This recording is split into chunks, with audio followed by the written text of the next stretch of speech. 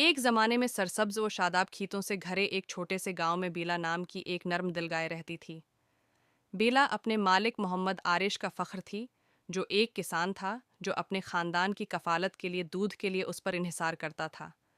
हर सुबह बेला चरागाहों में चरती, ताज़ा घास से लुत्फ़ अंदोज़ होती और गांव में सबसे मीठा दूध फराहिम करती। एक दिन जब बेला दरिया के हरे पानी में छलकती, ताज़ा पानी से लुत्फ़ अंदोज़ होती और गांव में सबसे मीठा दूध फराहिम करती, किनारे चर रही थी, उसने देखा कि एक लोमड़ी करीब ही छिप रही है। लोमड़ी, होशियार और चालाक, कई दिनों से बेला पर नज़रें जमाए बैठी थी, हमला करने के बेहतरीन लम्हे का इंतज़ार कर रही थी। ताहम बेला कोई आम गाय नहीं थी, वो ज़हीन और तेज़ अक्ल थी।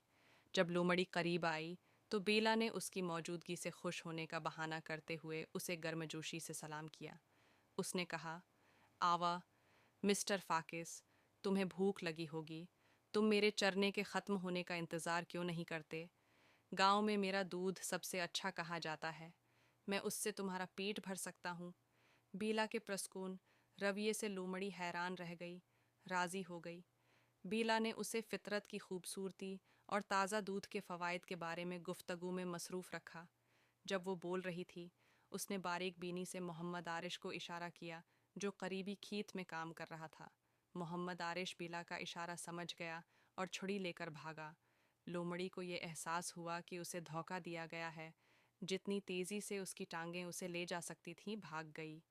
बीला गांव वापस आई, जहां मोहम्मद आरिश ने उसकी होशियारी की तारीफ की। इस दिन से बेला गांव में एक लेजेंड बन गई। इसकी कहानी दौर दौर तक शायर की गई थी, जिसमें हर एक को वहशियाना ताकत से ज़्यादा अक्ल और जहानत की कदर सिखाई गई थी।